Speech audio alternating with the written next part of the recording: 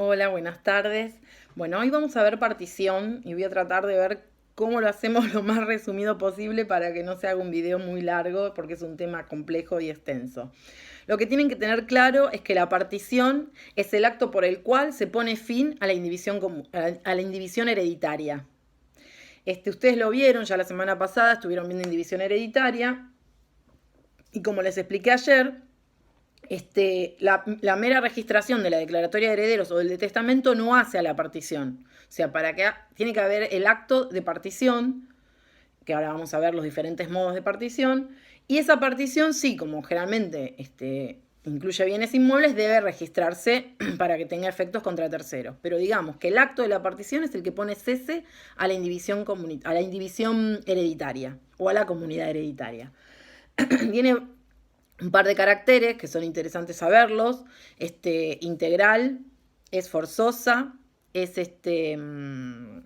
imprescriptible, declarativa y retroactiva. ¿Qué quiere decir? Integral es que la partición se debe hacer sobre la totalidad de los bienes de la herencia, sin perjuicio de que existen algunas excepciones, que deben haber visto en división hereditaria, forzosa, y como vamos a ver más adelante. Después es imprescriptible, es decir, se puede solicitar luego, a partir del momento de que ya se hizo un inventario, ya hubo avalúo, denuncia de bienes, a partir de ese momento se puede pedir la partición en cualquier momento del proceso, luego de ese momento.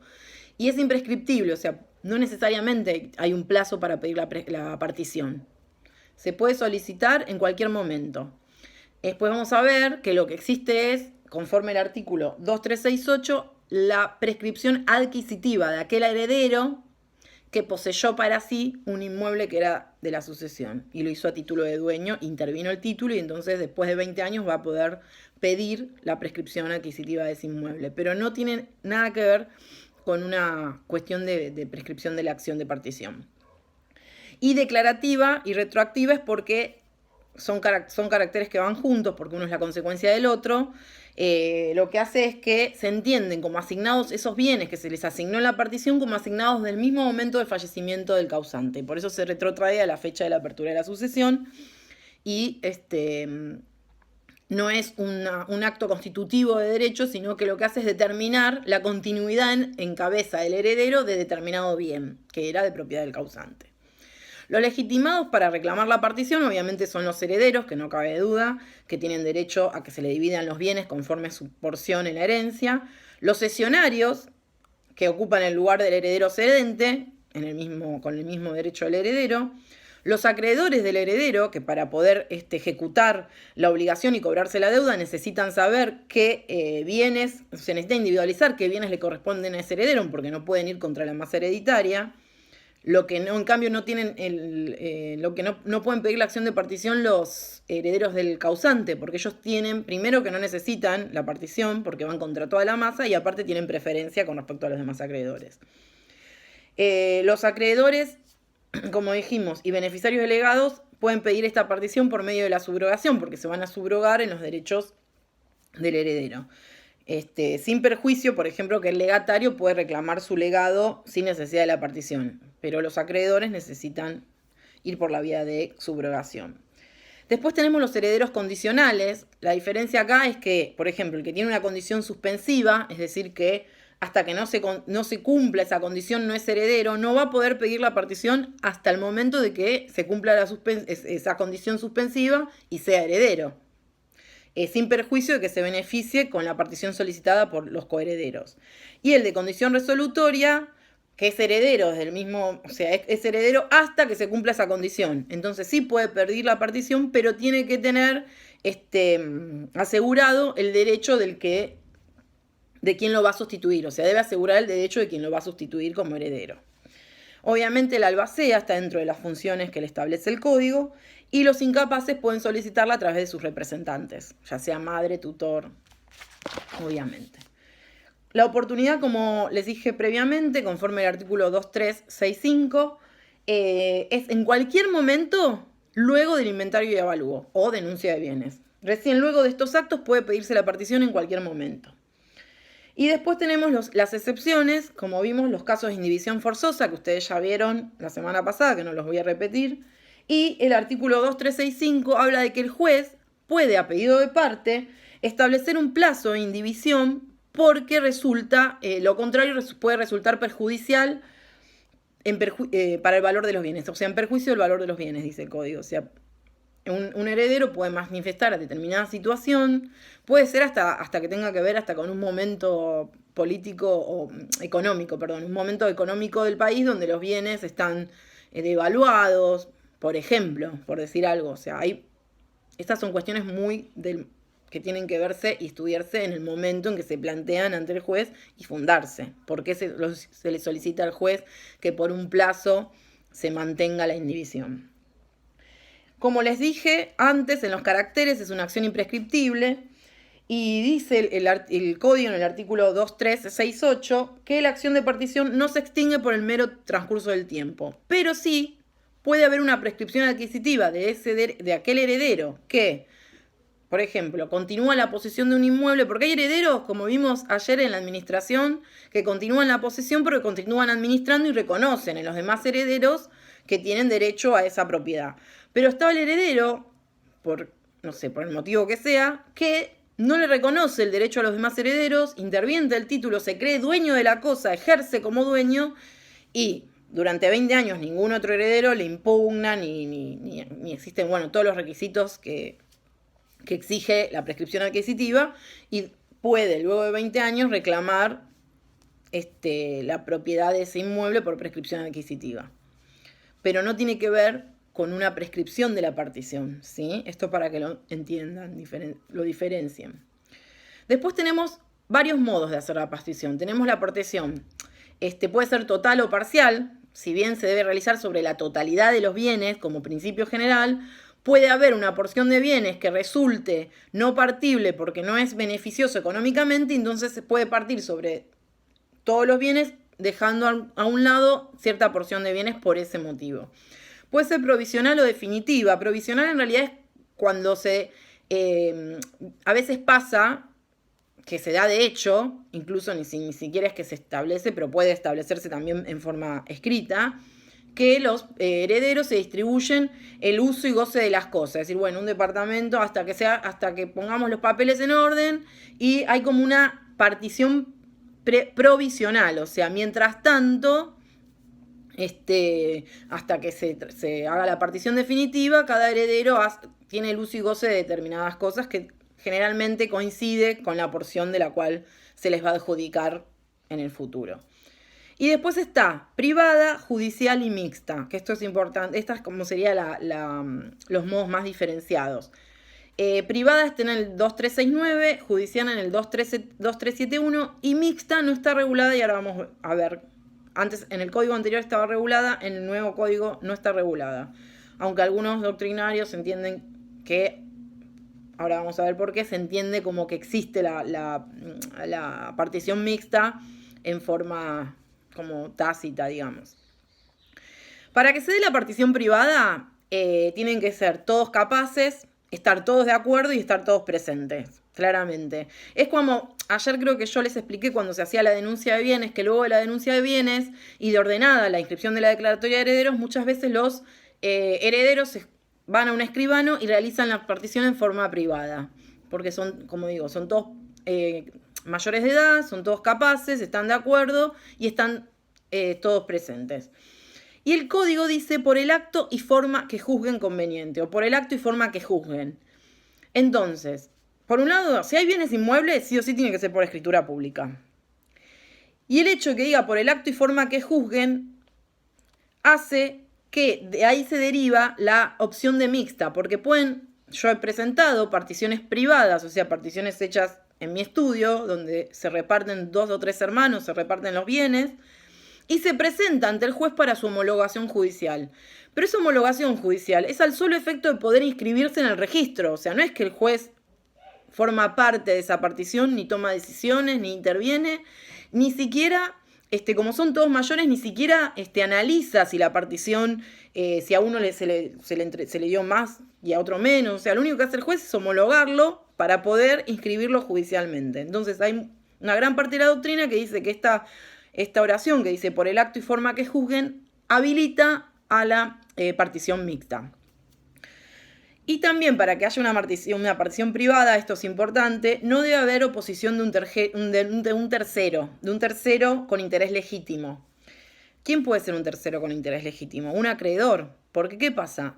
Yo puedo, en forma privada, somos 3 herederos, y uno de los herederos decir que solamente recibe dinero en compensación. Hay 2 bienes, se reparte un inmueble a un heredero, otro inmueble, y el tercer heredero dice que recibió, antes de ahora, generalmente se pone así en las escrituras, el dinero en compensación. Y el acreedor de ese heredero se queda sin garantía para cobrar su deuda. Entonces, ese acreedor tiene derecho a oponerse a esa partición. Si existe un acreedor o un tercero con un interés legítimo, la partición no se puede hacer privada y sí o sí tiene que hacerse judicial. En este caso, generalmente lo que va a haber es una nulidad de esa partición presentada en el proceso. Esa partición se puede modificar, rectificar. No es que esa nulidad, como vamos a ver, no es que automáticamente deja sin efecto la partición, pero sí va a haber que es más, capaz ese heredero le paga al acreedor y se termina confirmando el acto de la partición y no se necesita modificar. Pero, en principio, se opone el acreedor.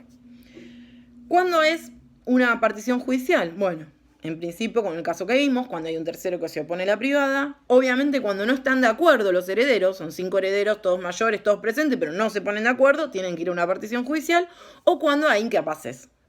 Porque cuando hay menores o incapaces, debe intervenir el Ministerio Público, que debe controlar cómo se hace esa partición. Incluso en los procesos generalmente se le da vista al defensor de menores, se le deben entregar los valores, tienen que corroborar que al menor no se le esté, al menor o incapaz no se le esté quitando parte de la herencia. Bueno, se hace un montón de controles.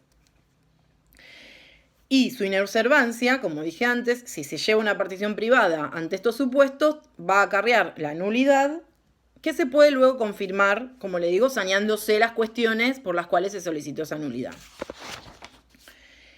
¿Cómo es el procedimiento de la partición judicial? Bueno, ustedes van a ver desde a partir del 2373 y subsiguientes un montón de artículos que hablan de la partición judicial. El juez designa un partidor, o lo pueden designar los herederos si se ponen de acuerdo. Generalmente, si llegamos a esta instancia, es difícil que se pongan de acuerdo los herederos en designar en el partidor, pero bueno, puede pasar. Y se puede designar uno o varios, todo va a depender del monto del acervo hereditario o de la complejidad del acervo hereditario. El partidor tiene que ser una persona capaz, y el código no habla de ninguna preferencia, abogado, contador, pero los códigos de procedimiento a veces establecen que tenga que tener cierto título habilitante, ya que muchos hablan de contador público, otros de abogado, o otros no dicen nada, porque en definitiva lo que tienes que hacer es todo un inventario y cuentas y toda una formulación matemática, porque ¿qué debe hacer este partidor? Y este partidor tiene que, una vez ya hecho, obviamente es designado una vez ya pasado el inventario y avalúo, y debe armar la masa partible, o sea, decir, ¿qué es lo que hay que dividir entre los herederos? Esto se llama masa partible.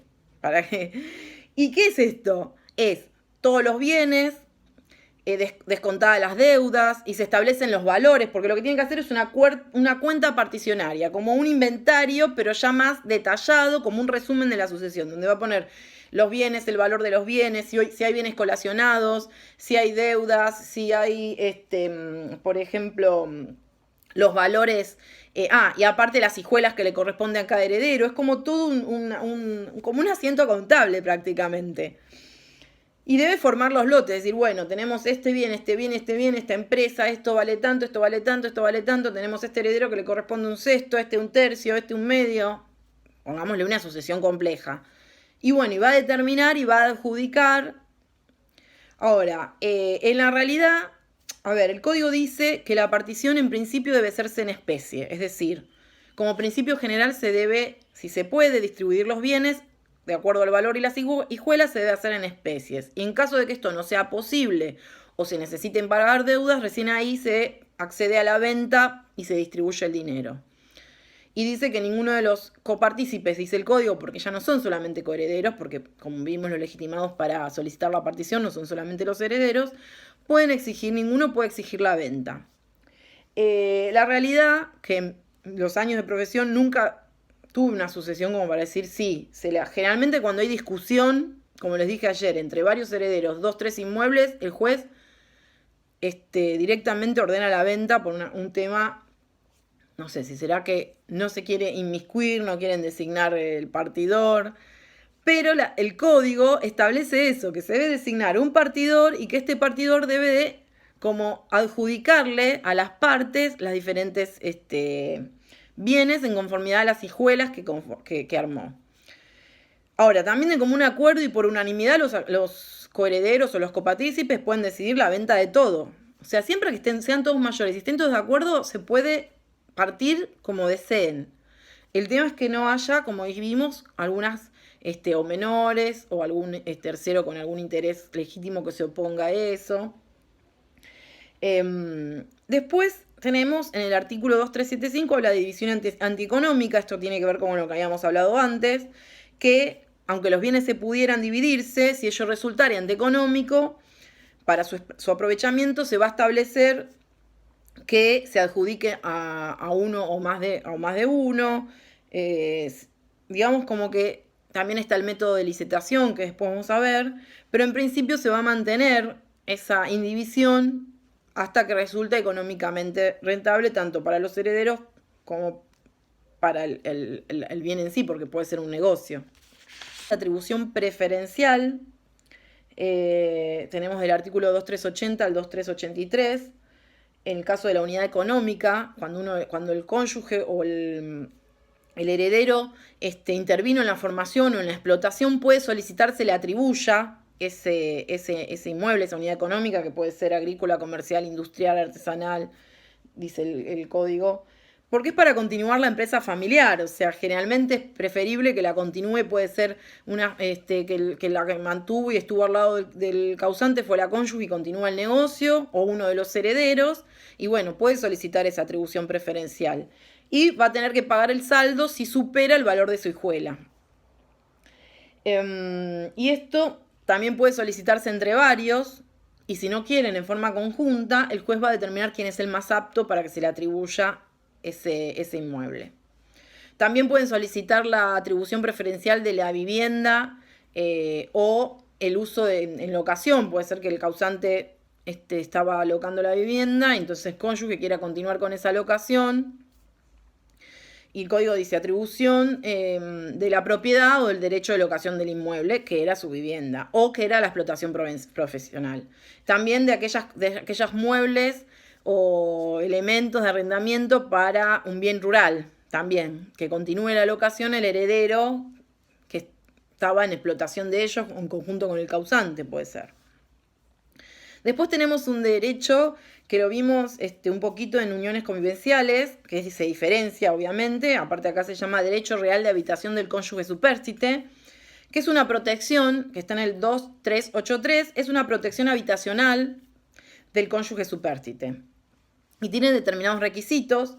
Tiene que ser una propiedad del causante sin condominio con terceros. Puede ser un bien ganancial con el cónyuge, pero nada más. Pero no tiene que estar en condominio con terceros. O sea, con otro heredero o con otro que no tenga nada que ver con la herencia. Tiene que haber sido la sede del hogar conyugal, o sea, donde convivía el matrimonio. Y es un derecho que se ejerce de pleno derecho, o sea, desde el mismo momento del fallecimiento del causante. No necesita solicitarlo el cónyuge supérstite. Y es inoponible a los acreedores, o sea, los acreedores siempre tienen preferencia a cobrarse sus créditos. Es vitalicio y gratuito. Esto quiere decir que no se le puede reclamar un canon locativo a la cónyuge, y es vitalicio, o sea que solamente se extingue con la muerte, o se extingue por la renuncia expresa por escritura pública de la cónyuge supérstite. Pero no se extingue como se extinguía antes de la reforma por contraer nuevas nupcias. Y esto es apoyado por varios sectores de la doctrina que dicen que antes se le exigía al cónyuge supérstite elegir entre formar una nueva familia o tener una nueva relación afectiva y casarse, o quedarse con la vivienda. Entonces, hoy puede volver a casarse o volver a tener una unión convivencial y no por eso se extingue este derecho. Con diferencia con la unión convivencial que vimos, sí se extinguía con un nuevo matrimonio. Este vitalicio era de 2 años. Y en ese caso, el conviviente no tenía que tener bienes o no tenía que tener vivienda o bienes suficientes para adquirir una vivienda. Y también se extinguía si adquiría una vivienda. En el caso del cónyuge supérstite no importa nada de todo eso y no se tienen presentes esas cuestiones. Como vimos, bueno, el efecto es declarativo y no constitutivo, porque no se constituye un nuevo derecho. La partición no constituye un derecho real de dominio. La partición lo que hace es un acto administrativo por medio del cual se continúa el dominio del causante al nuevo heredero. Si bien eso ya vimos que se hace de pleno derecho cuando se trata de herederos forzosos, la partición lo que hace es ponerlo en papeles. O sea que, y aparte que si es un bien inmueble se inscriba en el registro de propiedad y automáticamente va a quedar como continuador del dominio la persona a la cual se le adjudicó mediante partición el inmueble, y por eso se le entrega el título por el cual adquirió en su momento el causante. O sea, el título de propiedad de la persona a la cual se adjudica va a estar conformado por el título por el cual adquirió el causante más la partición que dice que se le adjudicó. O sea, más el acto de adjudicación, ¿sí? Pero el acto de adjudicación no es constitutivo de dominio. Eso es importante. Después, bueno, también habla de la nulidad del acto de partición, como vimos. Es un acto jurídico, o sea que en principio le caben todas las cuestiones, todas las nulidades que tienen que ver con los actos jurídicos, por vicio, error, dolo, violencia. Pero a la vez, si hubo algún error en la partición, se puede pedir una partición, dice ahí el código, se puede pedir una partición complementaria o rectificatoria, y modificar en el caso de que se haya hecho una partición donde se haya adjudicado más de lo que le correspondía a uno de los herederos. Después otra novedad es la partición por ascendentes, que se puede hacer el causante en vida, o sea, antes de morir, puede por donación o por testamento determinar cómo se va a realizar, o sea, adjudicarle ya los bienes a sus herederos.